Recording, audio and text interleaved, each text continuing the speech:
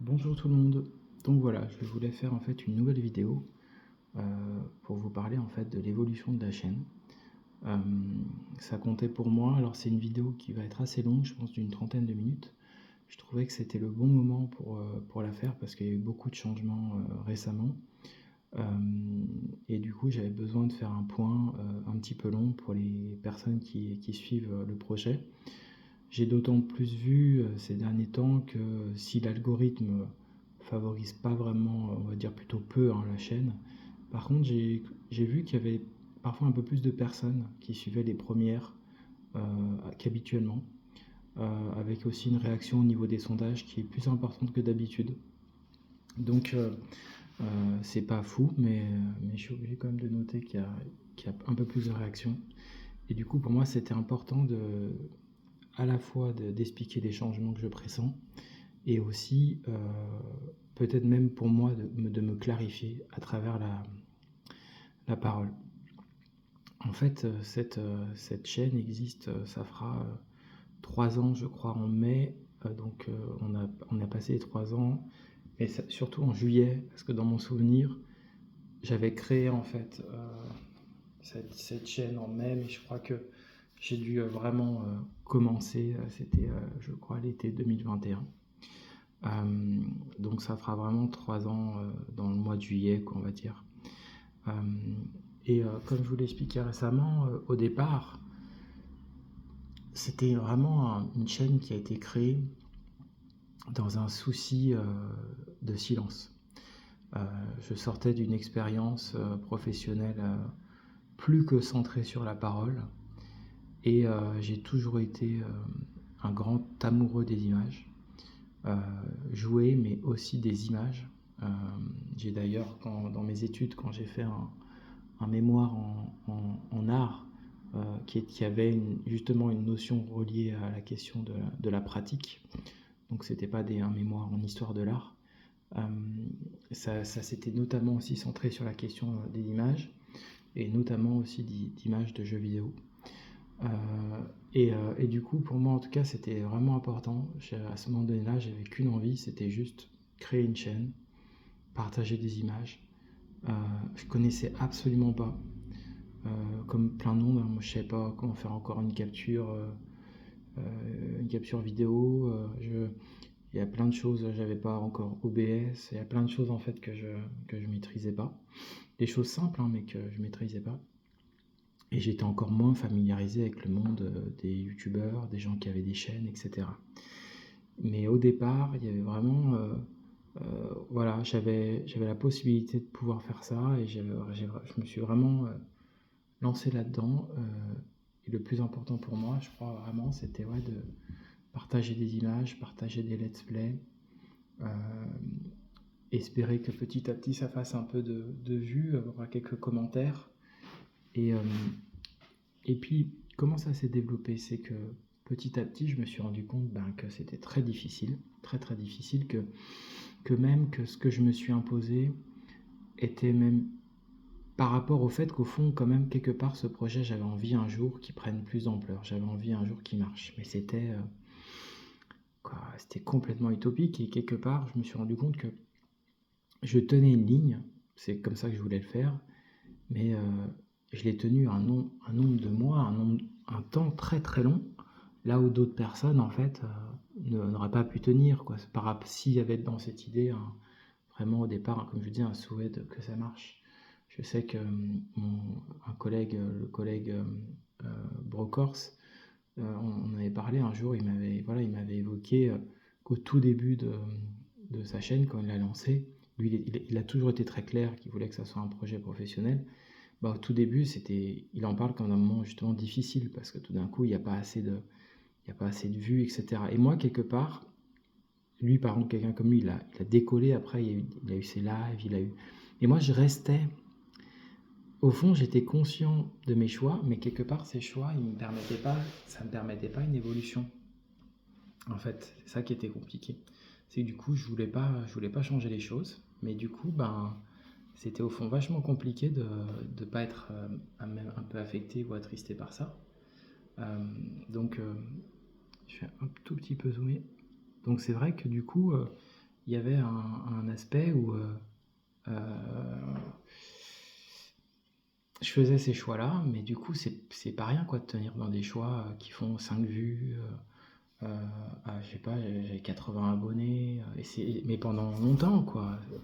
Ça a évolué hein, quand même.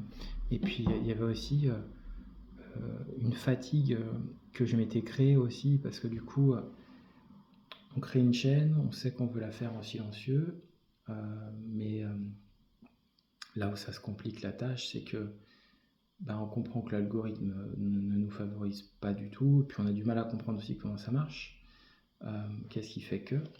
Et donc du coup, naturellement, je sais plus comment ça s'est passé, mais j'ai commencé à découvrir d'autres chaînes. J'ai souvenir de quelqu'un qui m'avait marqué, qui s'appelait Armstrong Gaming, parce que c'était quelqu'un que je trouvais qui avait une voix. Il était très sympa. Il était très sympa et assez généreux. Et j'ai le souvenir que c'est un peu lui qui m'a. Je sais pas, je crois que c'est un des premiers commentaires en fait quasiment que j'avais eu. Et ça m'a tout d'un coup ouvert un petit peu sur une communauté. Et en même temps, c'est aussi des chaînes il y a des chaînes parfois voilà, qui ont beaucoup de commentaires en français et puis de plein d'autres langues. Et là, j'ai découvert qu'il y avait aussi tout un pan d'une communauté où il y a une entraide. Et en même temps, ça peut être parfois aussi des commentaires génériques. Ce qui est pas du tout. C'est pas une critique, mais c'est juste. J'ai pas envie d'être dans la critique. Honnêtement, j'ai pas un caractère comme ça m'intéresse pas. Et j'ai envie plutôt, en revanche, on peut parler quand même des choses qui existent. Et surtout, dans quelle mesure les choses qui existent nous parlent. Dans quelle mesure les choses qui existent s'accordent avec ce qu'on est.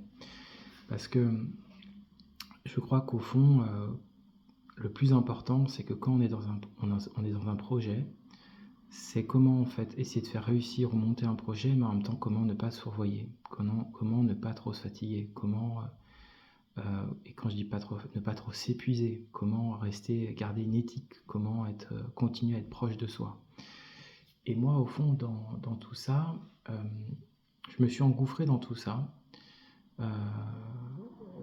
J'ai moi-même parfois commenté, j'ai découvert des chaînes en anglais. Et dans tout cet ensemble, on découvre aussi des gens qui restent, des gens qui partent. Par exemple, Armstrong, tout d'un coup, il a arrêté. J'ai souvenir que dans ses derniers lives, il avait dépassé un millier d'abonnés, mais il n'arrivait pas à atteindre le palier des heures. Et dans mon souvenir, j'ai un vague souvenir, mais que ça le déprimait entre guillemets, au sens où c'est dur en fait, parfois à atteindre, selon l'algorithme, en fait, chaque chaîne a ses historiques très différents, quoi. Et donc du coup, il y avait parfois aussi un système où selon ce qui s'est passé, on peut parfois perdre des heures. Il y avait aussi un système où parfois on ne comprend pas pourquoi les commentaires marchent plus. Je découvrais un peu tout ça. Et je découvrais aussi des gens très très différents, parfois des personnalités plus autonomes. Je parlais de Brocor, c'est des gens plus autonomes, qui se tiennent parfois plus eux-mêmes, puis des personnalités parfois où la question de l'affect est plus grande. Quoi, de l'affect, ce que je veux dire, c'est aussi parfois d'être affecté ou où il y a une plus grande tristesse que ça fasse pas de vue. Puis on découvre aussi parfois des égos différents. Et ça peut aller même jusqu'aux opinions politiques, ça peut aller jusqu'à des paroles, etc. Moi, c'est très très rare, je crois qu'il doit y en avoir un ou deux, mais il y a au moins eu une fois, et c'est pareil avec moi forcément, c'est pareil pour tout le monde, où tout d'un coup je me sentais vraiment en désaccord. Et c'est très rare que je ne me sois pas senti à un moment donné en désaccord avec quelqu'un. Et en même temps, à de nombreuses reprises, j'ai aussi beaucoup. Moi, je pense que j'ai été quelqu'un de très actif. J'ai mis en avant beaucoup de vidéos d'autres. Mais ce que je cherche à expliquer dans tout ça, c'est que tout d'un coup, on s'engouffre dans quelque chose. Et tout ça, c'était fait dans du silence. Et à un moment donné, alors au niveau de l'algorithme, à un moment donné, je sais que dans la première année, je crois que c'est la première année, il y a eu à un moment donné un temps, je crois qu'il y a eu le let's play de Last of Us, notamment, il y a eu un let's play aussi de Dragon Ball Z, Kakarot, mais il y a eu parfois tout d'un coup quelques vidéos, je crois que ça a commencé par God of War, où tout d'un coup, je ne sais pourquoi l'algorithme a commencé à considérer. Ça a été aussi pris dans un moment donné où moi j'avais mes idées continuaient. Donc par exemple, j'ai eu cette idée dans mes titres de vidéos de reprendre des bouts de phrases des jeux, et donc du coup de les mettre entre guillemets, etc. Ça a été aussi un moment où, je sais plus quand c'était, mais c'était peut-être au bout d'un an et demi. Ça m'avait fait vachement plaisir le retour que j'avais eu de la chaîne de Wizard. Parce qu'en fait, c'était en fin d'année, il regardait un peu tous les gens qui avaient mis des commentaires et ça m'avait fait vachement plaisir parce que il avait, il avait vachement senti tout le travail que je mettais. Et c'était un travail silencieux, quoi. Euh, Vernon aussi, parfois, j'ai senti ça. Et Wizard, il mettait vraiment. Il parlait, donc il était en live, quoi. Il faisait une vidéo enregistrée et il disait regardez comment il organise ses images, tout ça, etc. Et parfois, ça fait plaisir de sentir, en fait, quand on est dans quelque chose qui est vraiment silencieux, qu'il y a des gens qui perçoivent tout ça. Qu'il y a une attention sur plein de choses et que parce que voilà, en fait, ça demande beaucoup de temps, ça demande surtout que, en plus, à l'époque, je n'avais pas la fibre. Donc, en gros, pour uploader une vidéo de Last of Us de 8 minutes, ça mettait 3 heures, je crois. Donc, toutes mes vidéos étaient de toute façon forcément courtes. C'était forcément que des fragments, donc du coup, ça a pris parfois d'ailleurs des temps fous pour, euh, pour, euh, pour couvrir tout ça. C'était vraiment quelque chose de la patience, mais je crois que c'est étonnant, c'est que j'avais vraiment besoin de passer par ce chemin-là. Il faut aussi dire que je découvrais tout ça. Vraiment, je n'y connaissais rien. Même une chaîne comme Padawam, HD, je ne la connaissais pas. Je ne connaissais pas Gags, je ne connaissais pas The Shareplay. Il y a The Shareplay, il y a des gens que je ne connaissais pas. Autant Julien Chège, je le connaissais parce que je suivais la presse papier. Et donc, du coup, voilà, je savais qu'il avait. Je le connaissais depuis l'époque de la Game Zone, depuis Joypad, Gaming, puis Gameblog, etc. Mais par contre, en termes de YouTube, je ne connaissais pas. Et du coup, ce qui était aussi particulier, c'est qu'en découvrant, il y avait des choses qui me plaisaient. Et en même temps, il y a des choses qui me plaisaient pas. Je savais pas trop comment me situer. C'est-à-dire que par exemple, sur Padawam, parfois, je me disais, mais c'est quoi ces lives de 8 heures? Des fois, d'ailleurs, j'en parlais vite fait avec Vernon, je voyais bien j'étais pas le seul parfois à un moment donné à être vraiment en désaccord, quoi. Euh, et donc, du coup, c'était aussi découvrir tout ça. C'était aussi tout d'un coup de me dire, mais c'est bizarre, quoi. C'est un peu, ça m'avait fait cet effet-là quand j'avais arrêté les jeux, un peu à une période où j'avais moins joué aux jeux vidéo. Et je m'étais un peu remis, et il y avait eu, c'était l'époque de GTA V, The Witcher 3, tout ça. Et je me rappelle très bien, je crois que j'étais encore en études, je crois, d'art. Et j'étais à la fois fasciné par ces mondes, parce que je me disais, voilà, je pouvais en faire des images, et en même temps, il y avait une inquiétude. Je me disais, mais c'est quoi? C'est des monstres, quoi. C'est des jeux qui sont monstrueux. Et puis surtout que, quelque part, je me sentais un peu seul sur Witcher 3, par exemple. Je ne trouvais pas exceptionnel. J'ai aimé, hein, je l'ai fait intégralement. Il y a des choses que je trouvais vraiment fortes, mais j'arrivais pas à rejoindre la masse qui disait, voilà, c'est un chef-d'œuvre. Et toujours un peu compliqué. Puis après, avec le temps, je me suis fait un réseau où voilà, il y avait des gens qui pensaient autrement. Et c'est peut-être ça d'ailleurs qui fait que j'ai un lien avec la philosophie. Et c'est sans aucune prétention, hein, mais c'est qu'il y a des philosophes, je sais que Michel Foucault, de l'époque de Deleuze, il dit qu'en gros que la philosophie, ça sert à penser autrement. Et il y a eu plein de moments comme ça, il y a eu même des gens que j'ai suivis ou quoi, par exemple ne serait-ce que sur Julien Chiez, où je ne comprenais pas en fait cette haine, je ne la comprenais pas. J'ai entendu des choses où vraiment je me sentais d'un point de vue éthique, mais vraiment en désaccord en fait, quoi. Et seul même, franchement, parce que je me retrouvais pas dans ces mots-là. Et moi, ce que je voyais, c'était quand même quelqu'un de passionné qui faisait des images, des vidéos. Après, par contre, en revanche, il est critiquable. Mais ce que je comprenais pas, c'était qu'il y ait des tels mouvements de colère. Et plus que ça. Ça se passait aussi sur Padawam, quoi. Ça, c'est quelque chose que, qui pour moi, euh, je me sentais en désaccord. Mais en même temps, voilà, fallait vivre tout ça. C'était parfois aussi arrivé sur des chaînes Et on arrive avec son énergie, en fait, on apporte des choses positives, mais parfois la personne qui gère la chaîne, elle est super désagréable, quoi. Quelqu'un là, de toute façon, je vous expliquerai plus tard, j'ai tout refait, je suis très peu de monde. J'ai vraiment, en fait, besoin de reprendre du temps pour moi et faire les choses autrement, mais malgré tout, il y a parfois des personnes qui me suivent depuis longtemps, par exemple, et qui ont jamais presque laissé un commentaire. Moi, je sais que j'ai peut-être parfois des suivis, mais par contre, j'ai été quelqu'un d'actif, j'ai donné des vrais ordres de visionnage, j'ai posé des vrais likes, quoi, voilà, ça n'a pas été une fausse présence, quoi. Mais c'est vrai que par moment donné, il y a des vraies différences, quoi. On arrive sur un live de quelqu'un, la personne est pas agréable, tout simplement.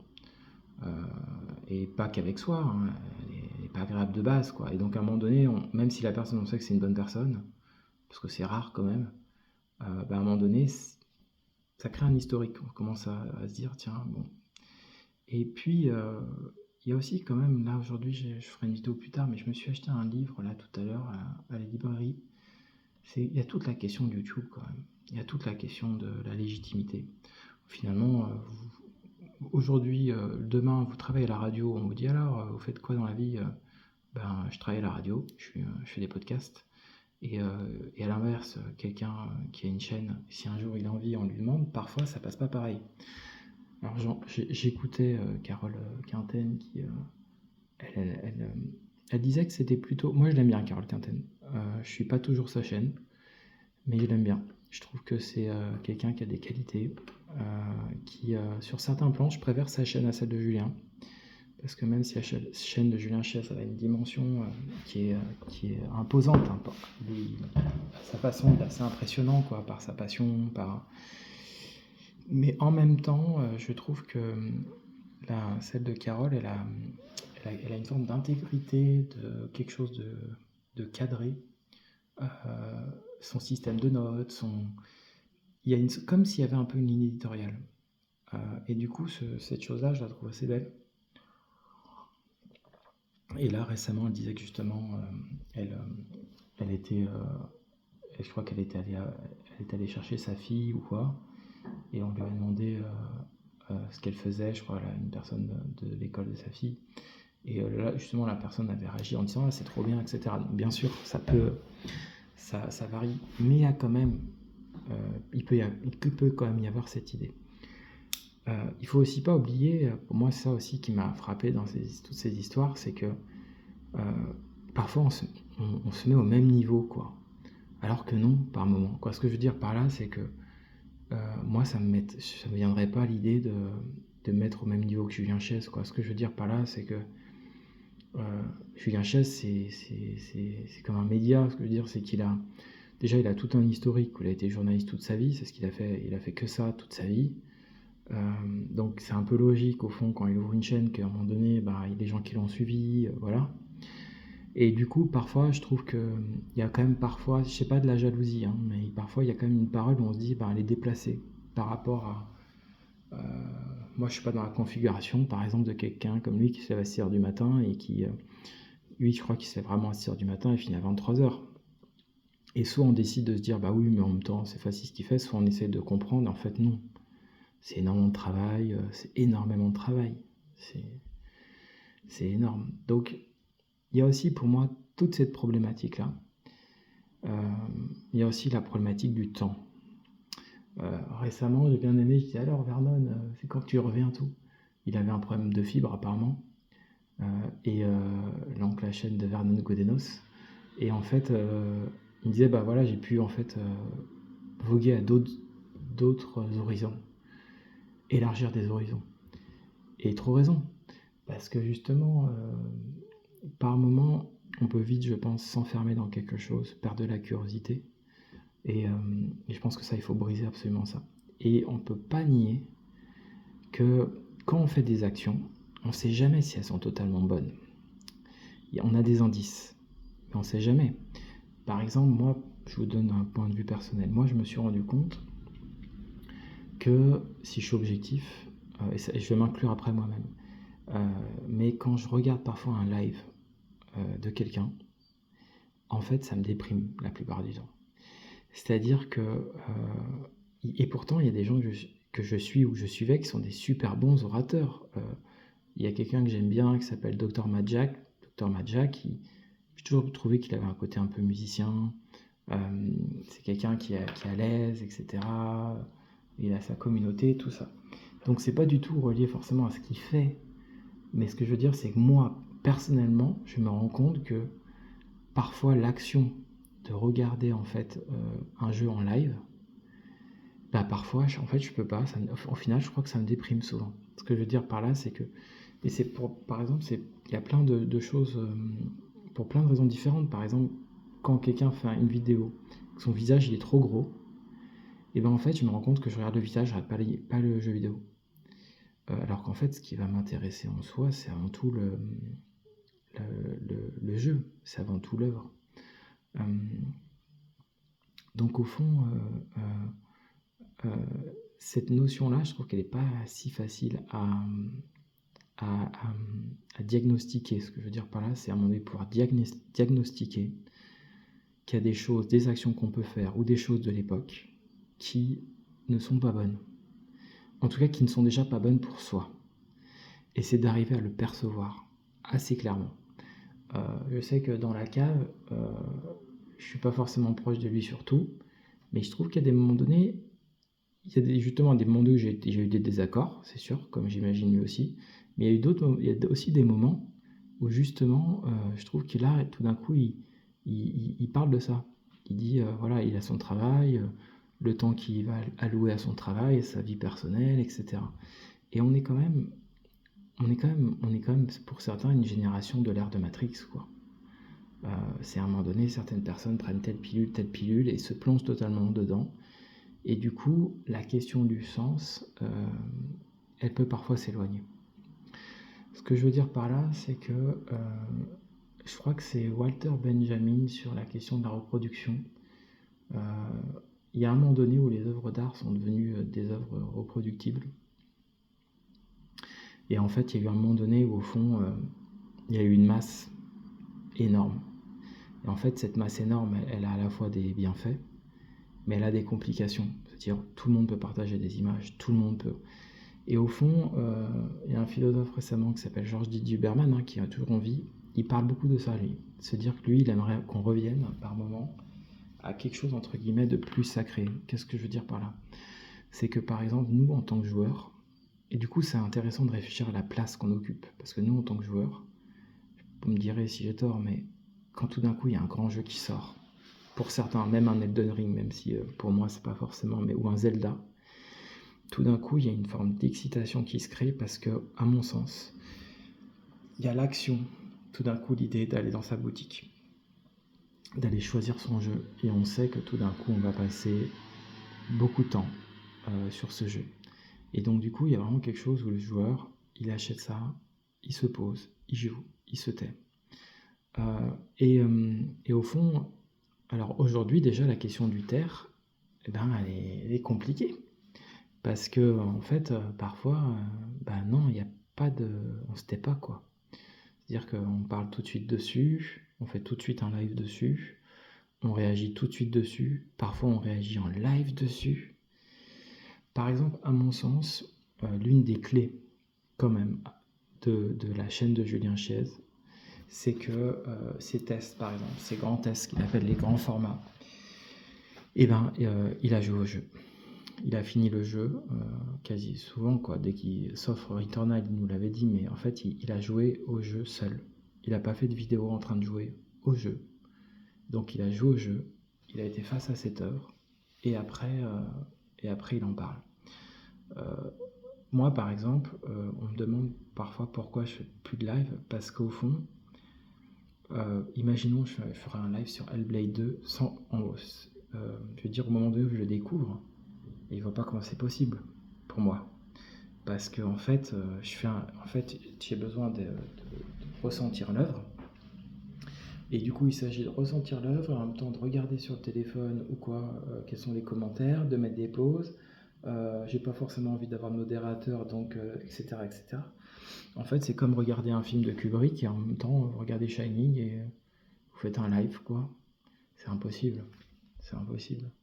Et au fond, je trouve que sur ça, c'est une problématique qui est vachement profonde. Et, et sur toute cette problématique, c'est là qu'il y a quelque chose qui est en train de se décoller de mon côté. C'est-à-dire que moi, honnêtement, tous les gens qui ont suivi ce projet, je les aime beaucoup, quoi. J'ai envie d'en citer plein. Je pourrais citer, par exemple, tiens, les Azura Gaming. Azura Gaming, qui a une grosse chaîne, qui traite plein de RPG, qui était là au tout début d'ailleurs quand j'ai découvert Mad Jack Gaming, donc Dr Mad Jack. Et je me rappelle, Mad, il était très vite à l'aise avec la parole, donc voilà. Et Azura, sa chaîne avait un autre nom. Et puis on voit comment les chaînes elles évoluent, comment elles prennent de l'importance. Et voilà, c'est quelqu'un qui est généreux, qui fait des shorts, qui filme ses chats. Il y a quelque chose du filmage chez lui, je trouve parfois.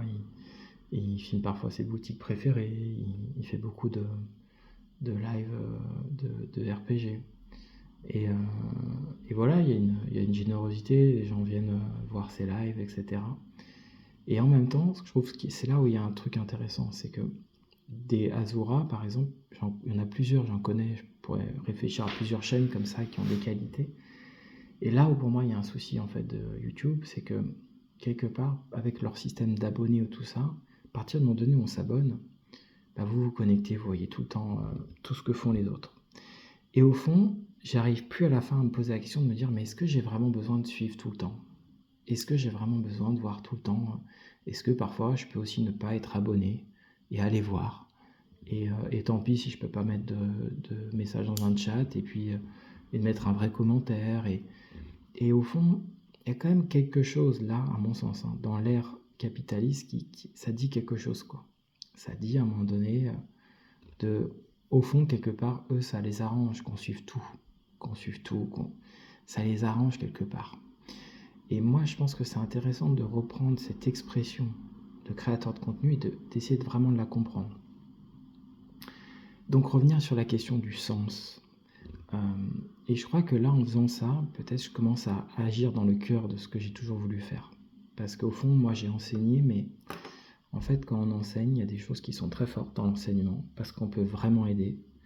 Je pense que si on a un peu de fantaisie, voilà, un prof moderne, c'est en un sens, c'est important qu'il soit pas déconnecté de la culture d'aujourd'hui, en même temps qu'il ait sa propre aussi culture, quoi. Donc quand je parle de culture, c'est d'œuvres culturelles. Voilà, les élèves, ils peuvent avoir des œuvres, des références modernes. Je dis pas qu'il faut toutes les connaître, mais c'est important d'en connaître certaines. En tout cas, je dis pas, mais un prof qui connaît pas One Piece, un prof d'art ou autre, parfois c'est un peu compliqué, quoi. Où il y a des séries, parce que ça permet d'échanger. Et puis, mais ce qui est compliqué, c'est que dans le format d'aujourd'hui, en fait, ben, voilà, vous faites des cours de 40 minutes, il y a des sonneries, on enchaîne, on enchaîne, on enchaîne, on enchaîne. Et en fait, c'est un peu partout pareil, finalement, cette question-là. Et honnêtement, aujourd'hui, pour trouver des vrais métiers de la parole, c'est hyper compliqué, quoi. Des fois, on a envie d'aider. Moi, j'ai parfois été aussi aide à domicile pour des personnes âgées. Bah, franchement, c'est vraiment compliqué, en fait. Parce qu'on est souvent pris par des systèmes, des choses qui nous matraquent. Et donc, du coup, dès qu'on veut poser, en fait, des vraies actions éthiques, bah, c'est compliqué. On se heurte à plein de problèmes. Et moi, c'est évident que la question du silence, la question des images, c'est un truc qui est viscéral chez moi. C'est un truc, c'est depuis toujours, c'est pour toujours, c'est l'émotion. Et pourtant, ce temps-ci, comme je vous disais, je morfle, hein. C'est pour ça aussi que je pense que je suis en train de changer, parce que je sais pas trop d'où ça vient, mais j'ai des migraines, je morfle un peu. Alors ça fait depuis longtemps quand même, parce que j'ai des problèmes de cervical, tout ça, mais il n'empêche que ces temps-ci, je sens qu'il est vachement important que je fasse attention et que je travaille mes espaces, ma clarté, et que je pense à moi, et que on est vraiment aujourd'hui dans une époque où à la fois, je vais vous noter son nom, mais à la fois, c'est un livre qui s'appelle, je crois comme ça, je me rappelle plus du titre exact, mais c'est un tout petit livre, et il est décédé, ce monsieur. Vous pourrez l'écouter sur YouTube, il était super. Et en fait, je crois que ça s'appelait, il y avait un titre en fait en dessous, et il s'appelle Michel Serres. Je crois que ça s'écrit comme ça, et en fait c'était un livre, c'est un monsieur qui a 80 ans passés quoi. Là si vous entendez c'est des dés hein, que je manipule. C'est avec ma copine, on joue parfois au Yams, donc du coup souvent des dés sont pas loin. Et en fait c'était un monsieur qui avait beaucoup d'optimisme.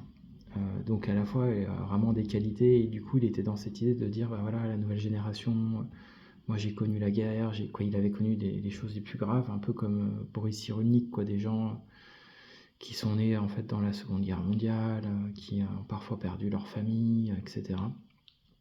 Et donc du coup il disait, je crois par contre il avait écrit son livre avant la guerre qu'on connaît aujourd'hui, quoi. Mais à l'époque, voilà, il disait on n'a jamais connu un temps de paix aussi long. Il disait que les moyens employés, ils sont en fait que les moyens qu'on a. Je fatigue un peu parce que comme je vous disais, j'ai un peu parfois des migraines, mais du coup, puis c'est pas évident de parler. Vraiment, il faudrait que je trouve un autre système. Il faudrait que je surélève un peu Attendez, je vais peut-être faire une pause. Je vais essayer de surélever mon téléphone pour que ça soit un peu plus haut.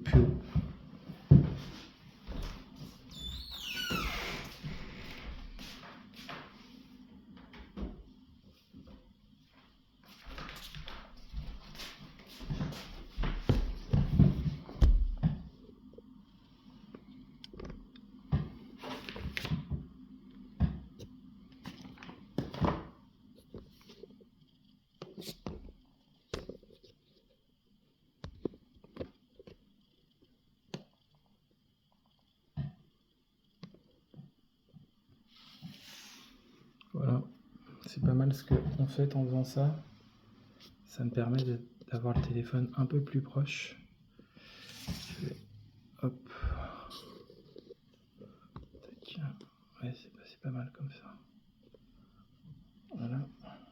Après, je vais continuer à parler de Michel Serres.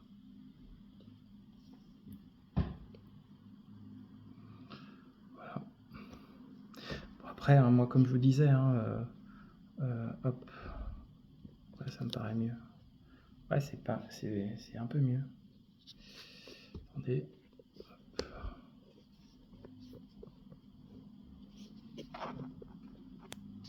Ça, c'est pas mal. J'aime bien ce côté un peu improvisé. Je sais que Julien Chies, des fois, ça lui arrive. Au fond, j'aime bien l'idée que dans les vidéos enregistrées, il y a comme ça des moments où les choses se fabriquent. Ça fabrique sur le moment, quoi. Alors, attendez. C'est marrant parce que je me rends compte en fait que c'est vraiment dans ces moments-là qu'on se rend compte que ça peut être une forme d'activité, quoi. Parce qu'en fait, c'est quand on commence vraiment à y passer du temps que ça commence à prendre un sens. C'est un peu comme justement un enseignant qui commence vraiment à faire ses cours. Et voilà, il va se rendre compte en fait que tout d'un coup que ça prend une autre dimension. Voilà, j'ai un souci. J'essaie de relever le truc, mais je galère un peu. Ok. Et donc ouais, en fait, attendez, je le passe un peu mieux. Là, ouais, c'est pas mal là. Et donc en fait, ce que je voulais dire, c'est que du coup, Michel Serres, voilà, c'était vraiment un optimiste, vraiment un grand optimiste en fait. Mais le truc, c'est que voilà, dans cet optimisme, on peut pas être que optimiste en fait. Il y a des choses en fait qui vont pas. Et je sais que je suis assez d'accord avec ce que dit Étienne Klein. Alors attendez, je vais encore essayer de le surélever, comme ça je serai vraiment bien. Attendez.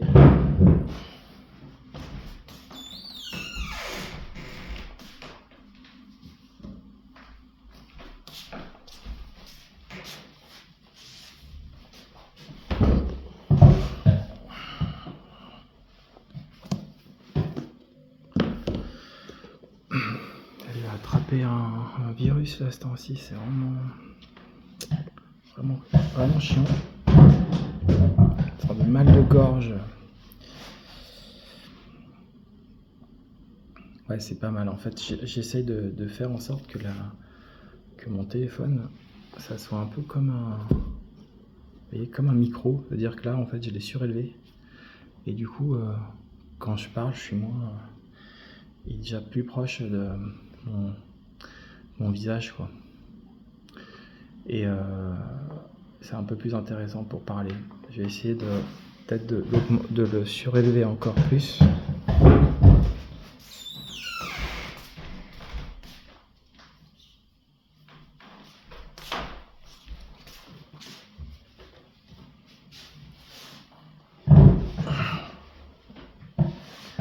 Hop. Ouais. C'est pas mal, hein, comme ça en fait. Oula, voilà, je fais du bruit là. Je vous recommande en fait, parce que ça permet de parler en fait avec son téléphone qui est vraiment plus proche. Du coup, si jamais vous faites des vidéos comme ça, c'est pas mal. Pas mal du tout. Et donc du coup, ouais, comme je disais, Michel Serres, c'était vraiment un optimiste, quoi. Et voilà.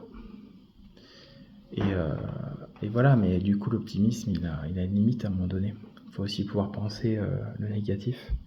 Je sais qu'Étienne Klein, il en parle, quoi. À un moment donné, quand Klein, il dit qu'aujourd'hui, en fait, il y a des gens qui savent pas, mais ils disent qu'ils savent. C'est un peu comme quelqu'un qui serait pas du tout physicien. Il dit si, moi je sais, je connais la physique, je sais comment ça marche. Ou quelqu'un qui a jamais lu telle œuvre, il dit ah bah si, ça parle de ça.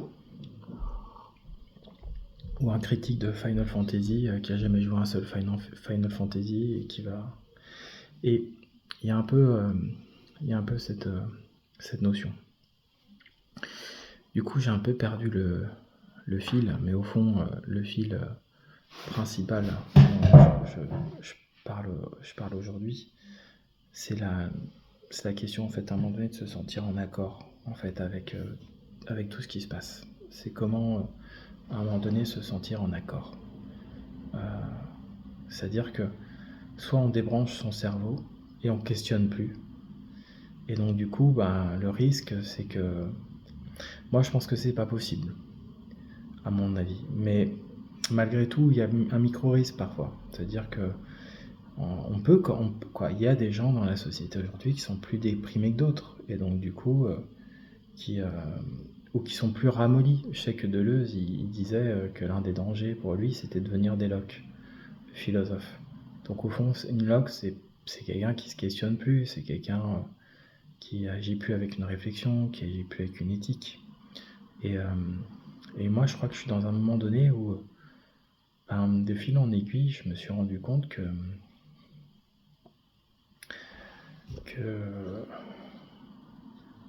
quelque part, j'ai besoin de reprendre en main, quelque part, cette question du sens. Attendez, diminuer le... Hop. Ouais, c'est un peu haut. J'ai besoin de reprendre en main, en fait, cette question du sens, quoi. Vraiment. Et d'ailleurs, même quand je dis cette question du sens, on pourrait dire aussi la question... vous voyez, je vous avais parlé, je crois, du cinéaste Alain Cavalier. C'est quelqu'un qui a...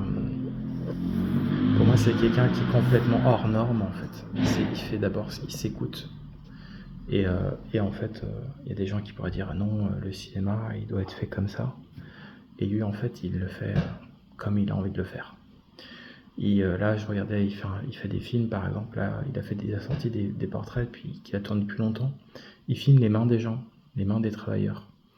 Et c'est que des femmes. Donc, je sais pas moi, une tapisseuse, une marchande de journaux, une fleuriste, une écrivaine, etc.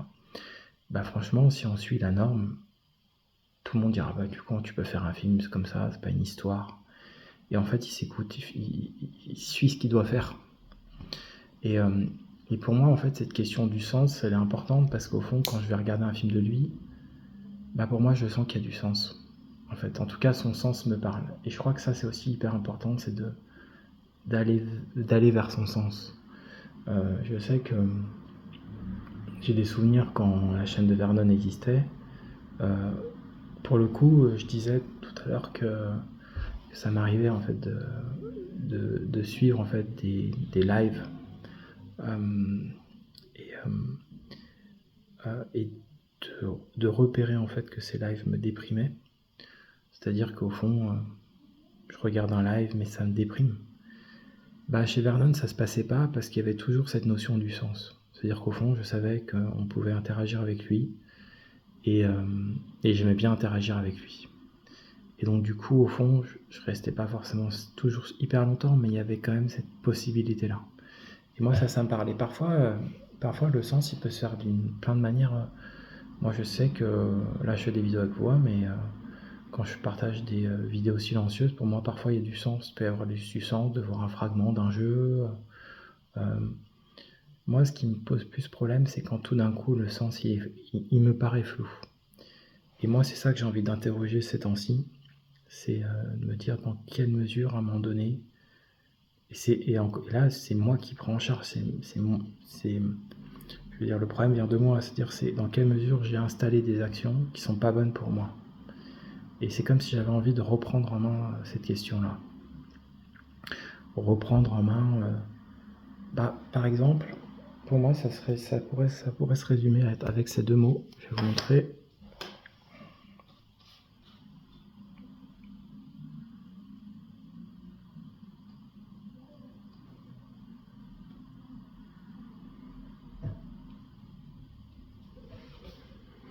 Voilà. C'est ça. Quantité vs qualité. C'est-à-dire qu'à un moment donné, cette notion de la qualité, alors ce qui est marrant sur YouTube, c'est que parfois on sent qu'il y a des gens qui sont tellement dans la qualité, on voit des commentaires, ah c'est tellement quali et tout, qu'en fait tout le concept de leur chaîne, c'est l'événement de la qualité. C'est-à-dire, c'est vraiment l'idée, je prépare des vidéos, et puis là je fais un énorme événement de qualité. Mais ce que je veux dire par là, c'est que on n'est pas du tout dans le même système qu'un cinéaste, parce que c'est rare comme qu'un grand cinéaste prépare un film sur un événement de qualité. Ce que je veux dire, c'est qu'il fait son film, il cherche à faire une nouvelle œuvre qui soit bonne. Il n'y a pas cette notion même de vouloir séduire par la qualité. Je sais pas comment dire. Il y a un truc assez YouTube là-dedans. Moi, c'est pas trop ça dont je parle. C'est pas la qualité, c'est plus une qualité de sens. C'est plus à un moment donné, essayer d'être dans une qualité de sens aussi. Par contre, après, la quantité, elle peut exister.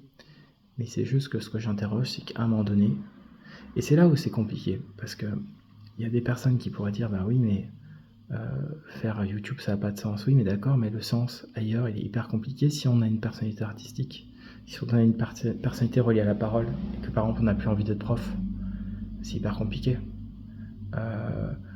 Devenir écrivain, c'est hyper compliqué. Devenir cinéaste, c'est hyper compliqué. Ce que je veux dire là, c'est que en fait, les chemins, aujourd'hui, dans le monde tel qu'il est, c'est pour ça, moi, je le dis clairement, je suis de gauche. Parce qu'à mon sens, j'ai plus envie de me le cacher, de le cacher. Parce qu'à un moment donné, pour moi, la sensibilité de gauche, elle tourne plus autour de ces valeurs-là. Elle réfléchit plus autour du capitalisme, elle réfléchit plus, en fait, pour moi. Et à mon avis, il y a des choses dont on doit réfléchir, qu'on ne peut pas laisser en l'état. Pour moi, c'est pas possible, en fait. Ça, c'est sûr. Donc, voilà ce que je pouvais vous dire. Après, sur la question, on va dire, de l'après.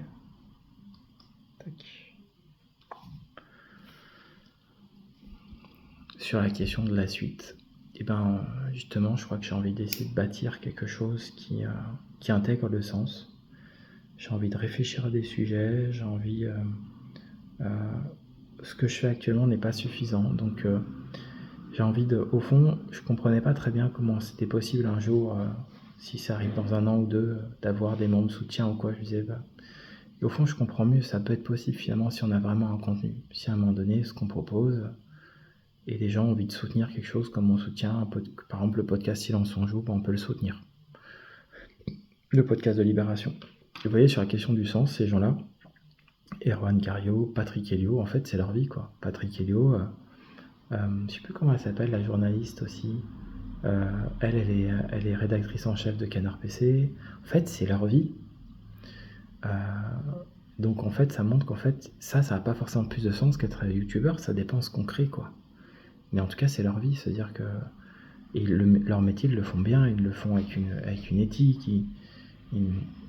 Et au fond, moi, je crois que c'est ça que j'ai envie, c'est-à-dire que j'ai besoin de me retrouver, de me recentrer, de réinterroger le contenu, de me dire pourquoi tu suis telle chaîne, mais sans critiquer, c'est juste pour moi-même, de dire de quoi j'ai vraiment besoin. Et peut-être qu'en fait, je vais me rendre compte que j'ai finalement besoin de beaucoup de choses, ou peut-être je me rends compte que j'aurais besoin de peu, et que de suivre comme ça de temps en temps les projets des uns des autres, et qu'en fait, parce qu'au fond, comme je le dis souvent, ce qui compte après à un moment donné, c'est la notion d'être bien avec soi, quoi. D'être en santé, de pas trop se fatiguer, et si possible, d'ailleurs, je trouve que quand on peut créer un lien, que le lien en fait entre une chaîne et ses projets professionnels en dehors, ça soit cohérent. Je pense que ça, c'est le mieux. D'essayer de trouver des cohérences, en fait. D'essayer d'inventer des cohérences. Donc,